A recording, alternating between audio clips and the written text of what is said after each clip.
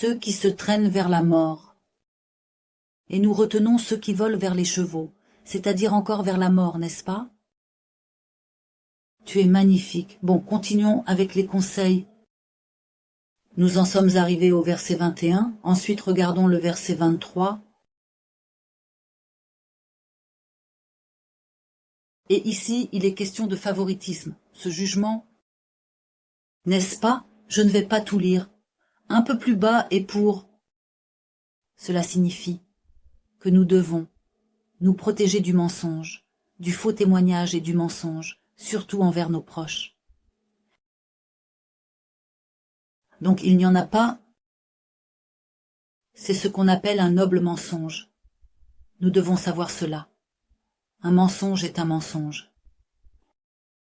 La vérité est vérité. Nous devons nous protéger du mensonge. Et pour ne pas, encore une fois, nous devons faire attention aux faux témoignages, ce n'est pas seulement au tribunal. Tu sais, quand on parle de faux témoignages, cela peut être, par exemple, se retrouver avec des amis, et quelqu'un commence à calomnier quelqu'un d'autre, il dit ceci, cela, et pour bien se présenter devant une personne, eh bien, tu commences à être d'accord avec ce qu'il dit, n'est-ce pas? Non, cela ne veut pas dire que ce soit absolument mauvais aux yeux du Seigneur, car le Seigneur veille sur toutes ces choses. Il est donc bon de ne pas participer aux vaines bêtises, aux commérages et aux faux témoignages, et aux mensonges contre plusieurs, même simples dans les conversations ordinaires. Nous devrions faire attention à ce que nous disons, oui, à surveiller les mots que nous utilisons, et bientôt nous serons d'accord avec les chevaux avec lesquels nous serons d'accord. Car de cette manière nous ne faisons de bien ni à nous-mêmes ni à ceux qui parlent, c'est juste que les choses sont détruites dans l'esprit, alors il faut le faire. Restons éloignés, depuis, remettre, c'est exact. D'accord. Voici, ne sois pas témoin contre ton prochain sans raison, ni ne mens avec tes lèvres, c'est-à-dire ne mens pas. 29 et le verset ne dit pas « Comme il m'a fait, je lui ferai aussi, et je rendrai à l'homme selon ses œuvres ». Il y a un verset qui est extrêmement encourageant et qui dit « Seigneur, tu agis avec moi selon mes péchés ». C'est-à-dire « Seigneur, non, tu agis avec moi selon mes œuvres, n'est-ce pas? Parce que si le Seigneur agissait avec nous, comme il se doit, il agirait selon nos péchés, tout simplement. Il n'y a aucune chance pour nous, et encore plus nous. Donc nous devons laisser de côté la vengeance. Ne créons pas le mal. Parce que ce n'est pas l'enseignement de notre hôte. Jésus-Christ nous a présenté un autre enseignement. Et en premier lieu, pardonnons. C'est une qualité d'être respectueux envers son voisin, en effet. Il y a des cas où les gens doivent pardonner, par exemple, mais beaucoup d'argent. Ils pardonnent beaucoup de mauvaises actions, de très mauvaises actions. Un peu moins, pour les autres, mais peu importe. C'est notre désir ici sur terre, et l'une des choses les plus importantes. Ce que j'ai découvert pour moi-même, c'est que c'est à notre portée de faire notre force, parce que nous ne pouvons pas tout faire, n'est-ce pas? Mais ce que nous pouvons faire avec certitude, c'est pardonner. Le Seigneur nous l'a donné dans notre pouvoir, notre possibilité de le faire, n'est-ce pas?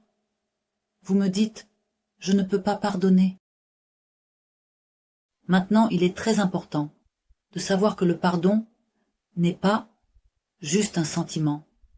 C'est aussi un sentiment, bien sûr. Mais le sentiment est peut-être quelque chose qui vient en dernier. Avant tout, le pardon est une décision. Malgré tes sentiments, c'est-à-dire que tu peux ressentir de la colère, de l'offense, et ainsi de suite. Mais si tu te tiens devant le Seigneur, et que tu le fais simplement avec un cœur pur, comme Seigneur, je décide simplement à cause de toi, à cause de ta parole, parce que je crois en toi et en ta parole. Je décide de pardonner. Et bien sûr,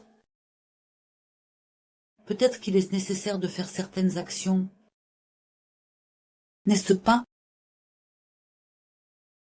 Parce que le pardon est en grande partie lié au fait de ne pas juger les gens, de nous laisser à nouveau nous juger les uns les autres. Juste, ce sont des décisions que le Seigneur nous a donné la force de prendre. Il l'a laissé entre nos mains, dans nos possibilités. Alors, nous prenons une décision. Rappelons-nous de la parabole du serviteur impitoyable, à qui on avait simplement pardonné une énorme dette. Et lui, ensuite, ne voulait pas pardonner une dette, beaucoup plus petite, à son proche. Et finalement, en ne pardonnant pas, il a été jeté en prison. Donc je ne sais pas si nous pouvons le comprendre. Combien de choses nous ont été pardonnées, mais il est bon de réfléchir à cette question et d'être conscient du fait que nous réfléchissons. N'oublions pas qu'il y en avait un. Je ne me souviens pas exactement de l'histoire, mais je pense qu'elle parlait d'un gouverneur qui avait été élevé à un rang très élevé. Mais il venait d'une grande misère, d'un grand chagrin, et il y avait une pièce dans laquelle il avait gardé ses vieux haillons d'une époque nouvelle. Et là, les serviteurs lui ont demandé un jour, « Mais pourquoi les gardes-tu? Ces vieux chiffons ici sont vraiment laids. » Il a dit, « Je ne veux jamais oublier d'où je viens. » N'est-ce pas? En principe, nous ne parlons pas de cela. Nous devons laisser le passé derrière nous. Et c'est absolument vrai. Mais en guise de leçon, il s'agit de laisser cela derrière nous comme un fardeau, comme quelque chose qui nous remplit et qui nous influence. Mauvaise façon, mais nous devons prendre conscience d'où nous venons. Le Seigneur Jésus-Christ nous a sauvés. D'où venons-nous? Ne l'oublions pas dans ce sens comme une leçon pour que nous puissions toujours être prêts à pardonner de tout cœur à chacun autour de nous. Alors, laissons de côté la vengeance. Il y a certainement quelque chose ici et de derrière. Avec qui? Cet chapitre se termine. Celui qui m'a beaucoup impressionné d'ailleurs. Et puisque nous parlons de guerre, puisque nous sommes en guerre, et ces conseils, n'est-ce pas? Je l'ai trouvé ce matin, et de les partager.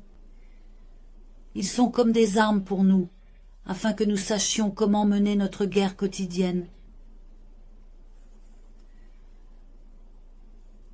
C'est donc un appel. Lisons-le. Je suis passé près du champ, du paresseux, et près du vignoble de l'insouciant. Je l'ai vu, et d'autres traductions sont insouciants ou négligents, ou un homme ignorant. Et près du vignoble de l'insouciant, tout était envahi par des choses étranges. L'ortie avait recouvert sa surface, et son mur de pierre était détruit. Alors, en réfléchissant, j'ai vu dans mon cœur, et j'en ai tiré une leçon, encore un peu de sommeil, un petit somme, un peu de croiser les bras pour dormir, et la pauvreté. Elle viendra sur toi comme un voleur, et la misère comme un homme armé. Donc nous voyons encore ici qu'une guerre se déchaîne, qu'il y a une guerre contre nous. Il y a un voleur, il y a un homme armé, n'est-ce pas? Et tout cela est le résultat de l'insouciance, de la négligence et paresse fainéantise. Et ici, n'est-ce pas? On peut le voir du point de vue, bien sûr, de la personne qui est paresseuse, certainement, mais aussi la personne qui est paresseuse dans les choses spirituelles. Cela signifie quelqu'un peut être très... Donc, il est bon de bien faire son travail, d'être très diligent. Le pouvoir dans ce sens doit bien exercer sa profession, de courir à gauche et à droite. Partout, cependant, il est paresseux et fainéant à nouveau. Sa croissance spirituelle. Et alors, les choses ne vont pas bien? Parce que nous voyons ici que soudain, nourriture. Ils ont grandi, et les épines sont une image de malédiction. D'une manière ou d'une autre, les épines ont commencé à prendre le dessus. L'ortie avait recouvert la surface. En principe, l'ortie est une bonne chose. Nous mangeons de l'ortie, mais dans ce sens, elle est ici. Représentant des mauvaises herbes, et nous savons que les mauvaises herbes, les épines, sont celles qui étouffent la bonne semence. Sur la parole de Dieu, donc, c'est quelque chose sur lequel nous devons faire très très attention pour ne pas être paresseux et fainéants. Concernant l'étude de la parole de Dieu, restons en méditation. Parce qu'un autre verset dit que la méditation te gardera. Alors j'ai réfléchi, j'ai examiné, j'ai médité, j'ai vu, j'en ai tiré une leçon. La leçon, c'est la vie et elle est dite ailleurs. C'est votre domaine, votre vie, votre maison. Vous-même, la vigne, vous êtes votre ministère, votre position devant Dieu, afin que vous ne soyez pas négligents, afin que vous ne soyez pas ignorants. Mon peuple périt à cause de l'ignorance, n'est-ce pas? Ce sont des choses que nous devons observer. Et apprenons une leçon, comme il est dit ici. J'ai regardé, j'ai réfléchi dans mon cœur, j'ai vu et j'ai appris une leçon. Toutes les choses qui demandent simplement du temps, et elles exigent de notre part de la diligence pour observer comment les choses avancent dans notre champ dont nous avons parlé hier, d'ailleurs. Notre ministère est comme une vigne, et il y a ici quelque chose de très intéressant. Sa clôture en pierre a été renversée maintenant. La pierre est en principe un mot symbolique. Et la clôture que nous construisons autour de nous, c'est ça. Ce sont les différentes paroles que le Seigneur nous donne pour que nous puissions être protégés. Voici, comme dans ce cas, nous nous entourons de conseils qui nous enveloppent. Les bons conseils sur comment mener notre combat. Cependant, dans ce cas, la clôture a été renversée. Cela signifie la clôture des paroles de Dieu. Nous devons toujours veiller à être bien édifiés. Et dedans, emploi.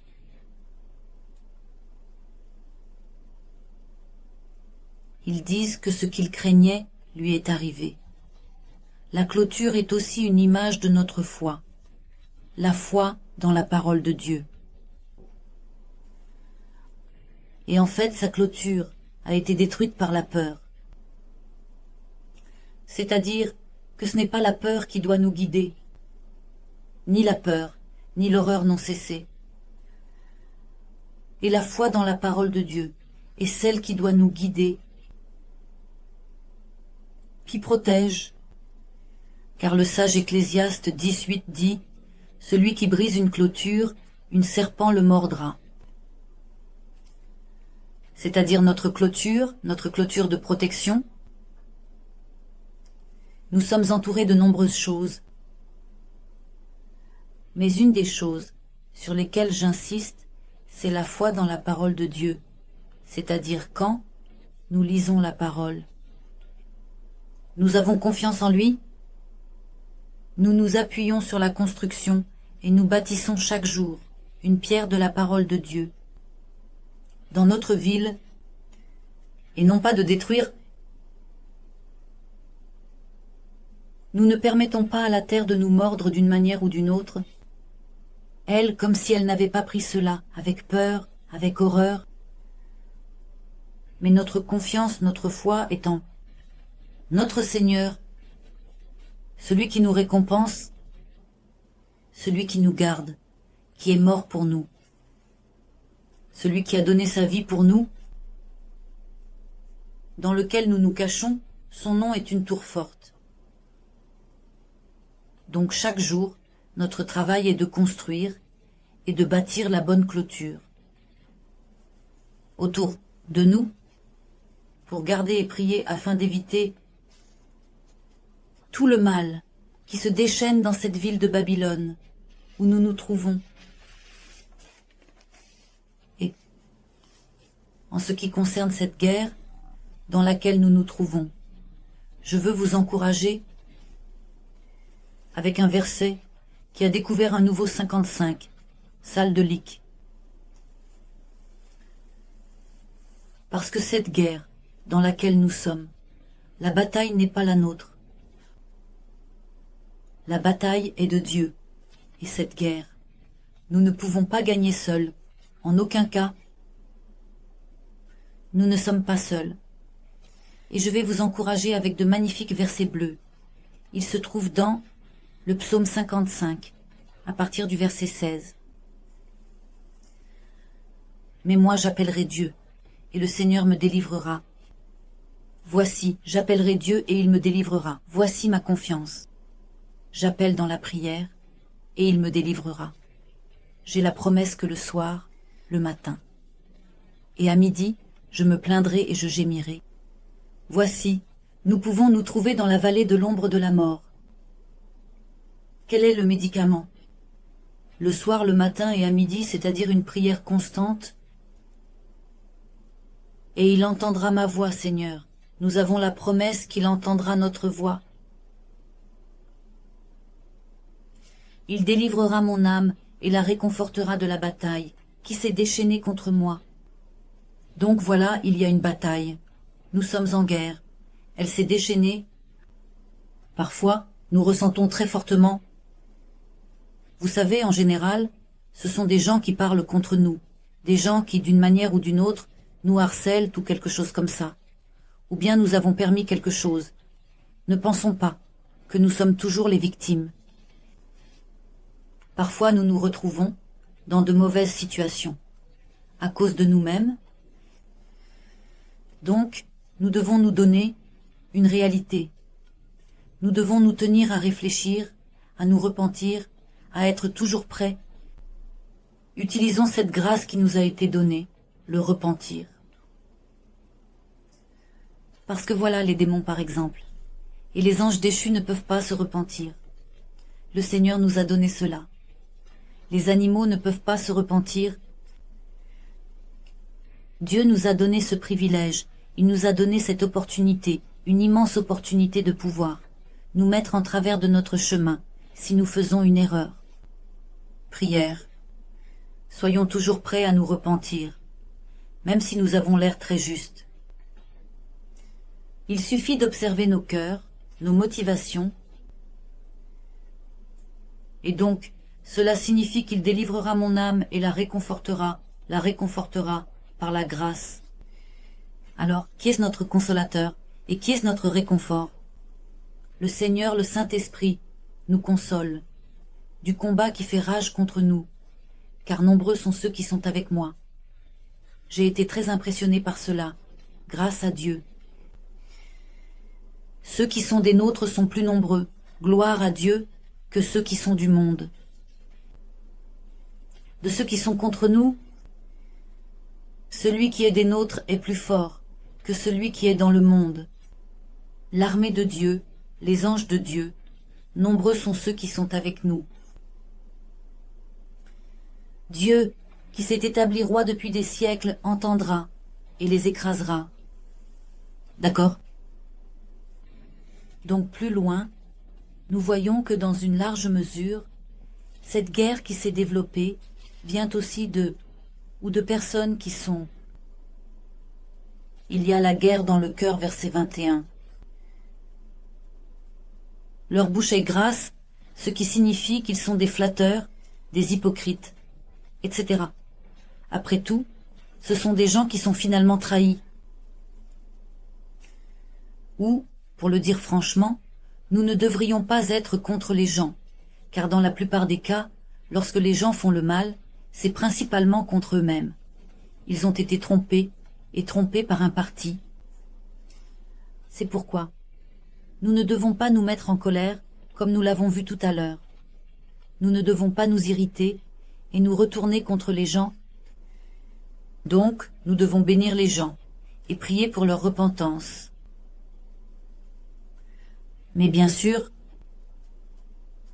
nous pouvons prier pour que les œuvres du malin soient détruites. Contre les forces démoniaques, c'est réellement notre guerre. Notre combat n'est pas contre le sang et la chair, n'est-ce pas? Nous ne devons jamais oublier cela. Et ici, il est dit que leurs mots, comme des épées nues, c'est-à-dire qu'ils peuvent transpercer, ils peuvent blesser. Il y a des mots qui blessent, mais notre confiance est dans le Seigneur, qui est aussi notre défenseur. C'est pourquoi la foi est un bouclier très sérieux. Nous ne devons pas oublier l'armure de Dieu. Nous devons nous en souvenir.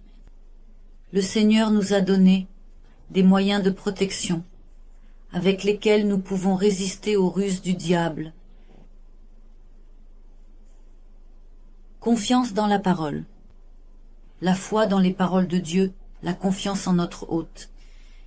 Et le verset 22, avec lequel nous allons conclure, « Confie au Seigneur ce qui t'est confié, et il te soutiendra. Le juste ne sera jamais ébranlé. »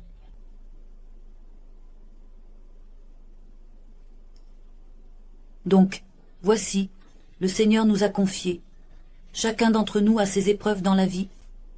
Il m'a confié à moi seul, à l'autre. Chacun a ses propres épreuves.